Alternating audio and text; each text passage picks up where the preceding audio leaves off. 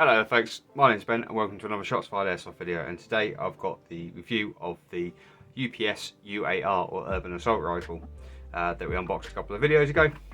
And this is a full polymer platform. There are certain elements of metal but primarily polymer. Huge in a barrel, about 410mm in this, and we also have a lot of tactical features. It's fully railed at the front end. Fully ambidextrous, so you have a charging handle which can be removed and actually placed in the other side. And in this video we're pretty much going to take a look at its firing performance. Now, a bit of a confession to make, don't really have much firing footage for this. Unfortunately, you wait all week boiling your ass off at work, hoping for a nice day on the Sunday to get out and do a review, and when you do get it, it's hot, it's sunny, but it's very, very windy down here. And the main thing I wanted to do with this was to go long range with it, and the firing footage I've got is literally at 40 meters with .28s, and that's pretty much a lot. Only real issue I've got with this gun is the trigger is tremendously terrible. I mean, considering that this is the V2, this is the second attempt they've had at it. It went through some midlife revisions about 3-4 years ago, and they changed quite a bit up, but they left this horrendous trigger. Which just has such a huge travel. Why they didn't change that, I have no idea. Chronograph footage, I took this to CQB and it was chronographed. Essentially it's running about 304, goes up to 307 down to about 302, so you're talking about a variation of about 5 FPS from shot to shot, and this actually gives a very nice performance. That's on 2.5s, so this is more like a 335, 340 FPS present level of power. However, there isn't any reason why you can't use the quick change spring system to in fact change the spring, and then you are able to put whatever you want in it. That 410mm barrel is going to help you out a lot if you want to run this as a higher powered semi-auto only device, sort of like a bullpup DMR. One thing I didn't cover in the original video that I did in this was the takedown. Just run you through that quick now. There are 3 pins, one in the middle, one in the butt plate, and then one just in front of the trigger guard, and these are toolless pins. They should all come out with a little bit of persuasion. The one at the front's a little bit dicky to get out because you don't really have much room for your fingers.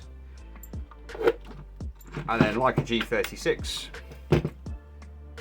you can actually put them back in the front of the gun, like so, and they all just sit in there. Like that. Once you've done that, you can pop your butt plate off. Indeed, I've actually still got the battery in there. It's a bad habit, I must get out of doing that. Which is, the butt plate is retained by the rear. And then what you can do is, I find it's easier to actually put the gun on safe, because when you push this forward, I forgot you need to remove the flash hider as well to do this. This will then come forward, and you have to give it a little bit of a finagling, but it will come off and forward like that. So obviously there is our front section. You can see our enormous inner barrel all the way running from front to the back here. This rear portion, this cheek rest, if we pull the ambidextrous charging handle out, is actually, I'm going to do this off screen. Right, there we go. Once you're in, you then have this section, which is essentially your sort of charging handle, ejection port cover. You can actually slide that forward, and it will get to a point where it will simply come off in your hands, like that. And that has the self-contained spring for the ejection port cover. Once you've gotten in this far, obviously the top of your gearbox, this is your hop actuation, inner barrel nut, arrow to barrel cover nut. So this is a big plastic nut. You undo this, it's quite stiff. I had to use a tool when I did it. I'm not going to go any further than this in the teardown, but essentially you can see enough now to see hop, inner barrel nut, and this screw here is the only thing that holds the gearbox in. So if you undo this screw, this gearbox will come straight out the back. You only need to remove the gearbox for maintenance work, because changing the spring can be done through the back of the gearbox. Has a quick change spring system. This is excellent news. So this thing, I really like the way it's built. Really do actually think it's a very cool platform. This is a big metal outer barrel, metal inner barrel, obviously metal gearbox as you would expect in airsoft. You can see how the trigger works, which is quite entertaining. So obviously we're on semi here, so you have a link that runs all the way down the side of the gun back to this, back to the gearbox at the front here on this trigger assembly. If the gun stops working, your fuse holder is just under this cover down here. And the reason that the firing selector feels very janky is because it's actually on here, this big metal plate that runs all the way down the gun, and that is why your firing selector feels a bit weird. There is also a big metal arm under here, which actually almost comes in contact with the metal outer barrel. So that's pretty much how you take this apart. Once you've undone this big outer barrel nut, that will come off, and then there are 4 screws, and you undo that, and this cover will come off, and that exposes the inner barrel. And you can pop this up and out backwards once the gearbox is removed, and that's the access to a hop, and inner barrel will come out in your hand. And like I say, this is a huge inner barrel. We're talking from here all the way to the end. So it's a very compact platform with a very, very large inner barrel, or long inner barrel, sorry. And that's how it comes apart. Gonna pop it back together, battery in, mag in, and we're gonna weigh it for you. And then we'll get into the actual sort of a little bit of firing footage I've got for you. Like I say, unfortunately I was unable to get much to prove anything today because the wind is such that you'll see how much I'm having to offset for the crosswind that's coming in. So back in a sec. Okay, and you're back with me now. The gun is back together. Got our little scales out, and this is mag in, battery in, everything on. If I can balance it on there okay. I'm hoping I can anyway. It's a bit of a weird shape. I'll try it on the non-charging handle side.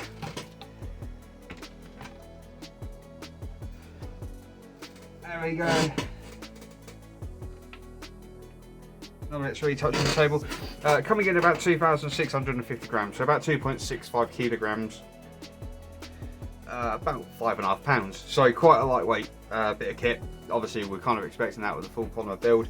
Definitely heavier than something like a little, what did we test? Things like the Double Eagle electric gearbox weapon that we tried a little while ago. And definitely heavier than the sort of cheaper end Simon that we had that was in at about 1.9 kilos. Most of the weight in this is in the back, because that's where the gearbox is located. There is a fair amount of weight at the front with that big metal outer barrel, and this actual handguard section weighs quite a lot. However, an all-up rate of 2,650 grams is not bad. So I'm going to hop straight into the little bit of firing footage I got. You'll be seeing this the first time. The video was supposed to be the video where I introduced the scope cam. It's a new 4K scope cam I've got. Unfortunately, I didn't have time to fiddle with it. I couldn't get a break in the wind to get any decent shots off. So, yes, it can hit a target easily at 40 meters with .28s.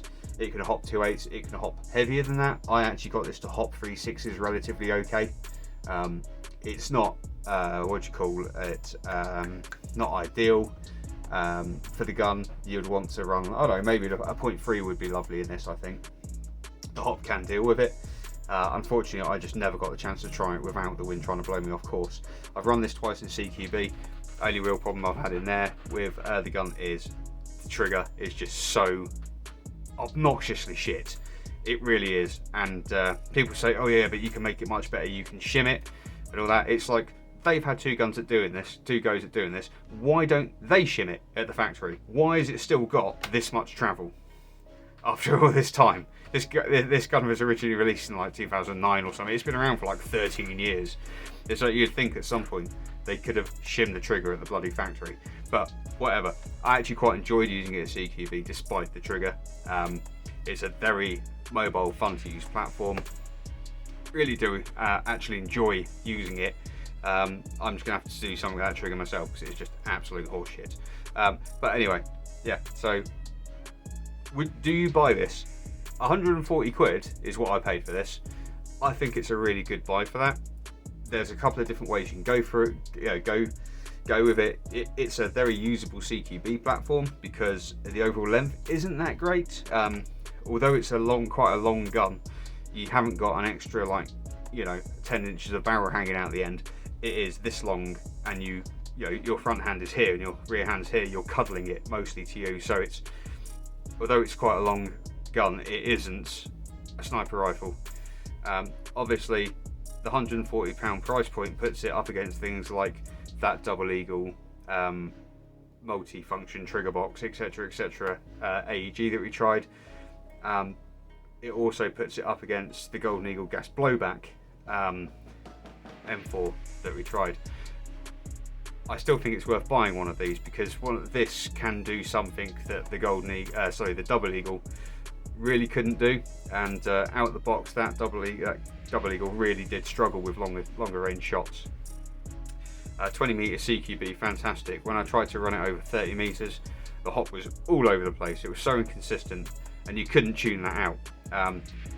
Imagine you going in there, swapping the hot rubber and various other bits too, and probably the inner barrel to get it to actually calm down enough for you to be able to shoot longer distances. This out of the box, no problem whatsoever. So it's a different use case, although this would still run CQB perfectly fine as it is. So it doesn't have all the fancy electronic gubbins, got a terrible trigger. However, the actual gun itself is a really good piece of kit for doing mid to long range stuff with. If you were to semi-auto it, bang a big spring in it, scope on it, and maybe I think I need to take the hop apart in this and actually just put it back together properly.